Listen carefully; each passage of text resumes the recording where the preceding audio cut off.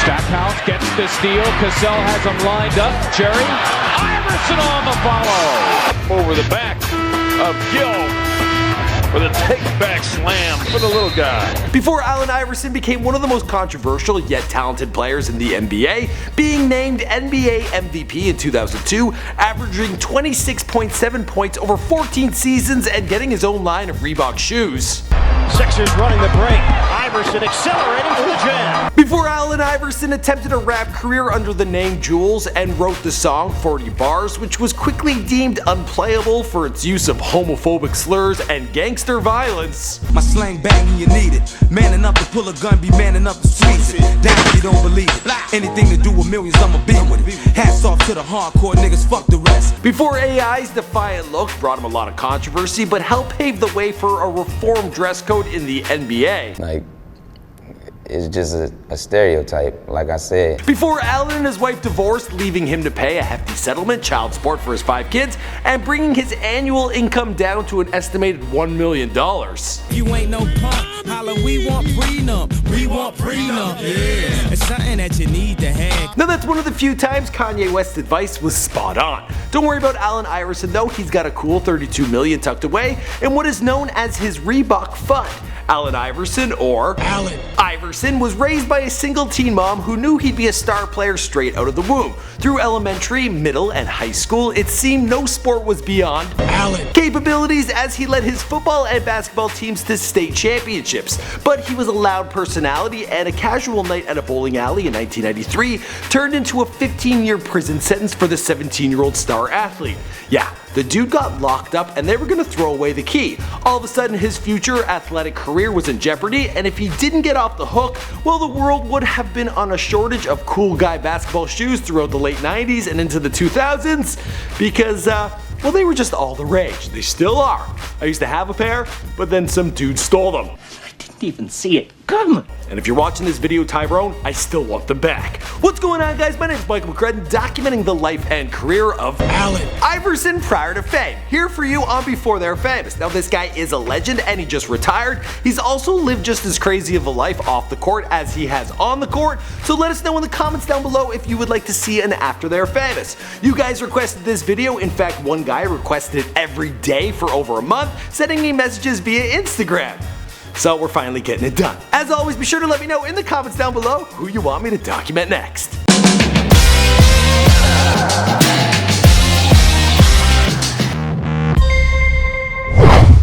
Guys that's from the projects, like me, they look at me like, oh my God, like he can make it? Oh well, I believe I can too. Allen Iverson was born on June 7th, 1975 in Hampton, Virginia. His mom, Ann Iverson, had him when she was just 15 and named him after his father, Allen. Unfortunately, the father, he left the two early on, and Ann struggled to raise the newborn by herself. They moved in with his grandmother, but Ann knew from day one that her son was meant for greater things. They bring this long, 22-inch long child whose arms passed his kneecaps. And so I said, oh my goodness, I got me a ball player. In elementary school, he played football and baseball, but thought basketball was a little soft. He was heartbroken when his mom told him he was going to start playing and cried all the way to practice, but his freakish athleticism got the attention of his coaches. He was probably playing on the level of a 16, 17-year-old kid at 10. He was doing things that 10-year-old kids don't do. He went to Bethel High School and had no trouble getting on their football team as a quarterback, and also became a point guard on the basketball team. While he was an overachiever when it came to sports, you couldn't say the same about his schooling. Allen had skipped more than a third of his classes, and when his football coach found out, he flipped. Iverson had failed the grade, so his coach tossed him on a car, told him to smarten up, and helped Allen get back on track. Feed on the right side for Pringle, and Pringle with good hustle by Iverson. Boy, he's fast. Iverson will take it in and lay it in. Iverson led both of his teams on to win state championships and took home the title of High School Player of the Year for both basketball and football. Just as it seemed that Allen was destined for great things like his mom had long predicted, but then things took a turn for the worse. On February 14, 1993, he and his friends were having a rowdy night at the local bowling alley when another party of people started getting annoyed with that. A fight broke out between the two groups and the police ended up arresting Iverson and his 3 friends. Now they just so happened to be the only black people involved. From there, the tale continued to grow taller and taller, with papers saying Iverson had swung a chair at a woman and hit her in the head. He was charged with maiming by mob, which sounds pretty ridiculous to me, but it's actually a serious felony. Iverson was tried as an adult even though he was only 17 at the time. They always try our 15-year-olds as adults. This nigger knew what he was doing. He's a goddamn pile driver. And he got a 15-year prison sentence. He was sent to Newport New City Farm and learned quickly not to show any weakness. For months he focused on becoming stronger until news legend Tom Brokaw interviewed him in prison and highlighted the injustice of his situation on NBC. The attention it brought helped to reopen his case, and in 1995 the court overturned the sentence for insufficient evidence. Thank goodness. But he deserved it, so it's okay.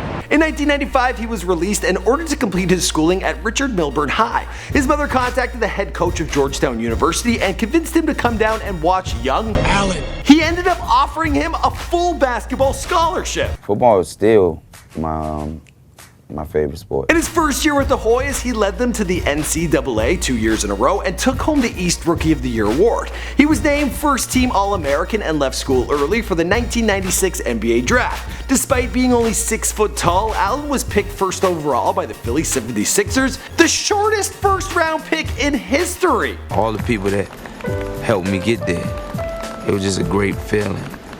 I felt like my life was starting to amount to something. Unfortunately, the 76ers weren't exactly an all-star team. They only won 18 of their 82 games the last season, and Iverson could only do so much as one man. In his breakout rookie year, he averaged 23.5 points a game and managed to pull a fast one on Michael Jordan in his prime. I gave him a little cross to see would he bite on it.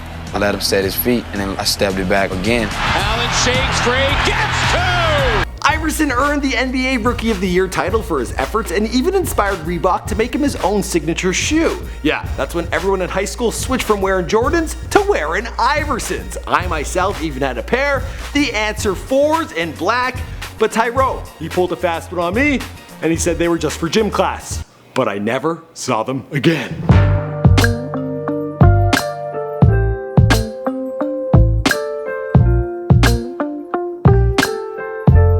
Iverson has recently retired from the NBA. Unfortunately, he never got to play here in my hometown of Toronto. That would have been absolutely amazing. But if he is looking to return, I know the Raptors, they are calling his name. And the rest of the story, well, you know the story because this is Before They're Famous. Alright guys, thanks for checking out this channel. We do all sorts of celebrity bios on here. We've done a bunch of athletes in the past, thinking about basketball players. We've done Steph Curry, we've done Michael Jordan, we've done Kobe Bryant. We've also done some football players like Jarvis Landry and Odell Beckham Jr. But there's certainly more people to do and more sports to cover. Be sure to let us know, as always, in the comments down below who you want us to document next. And thanks for sitting through all those Raptor clips. We thought it was hilarious. Looking forward to hear what you have to think about it or say about it. You know what I would say.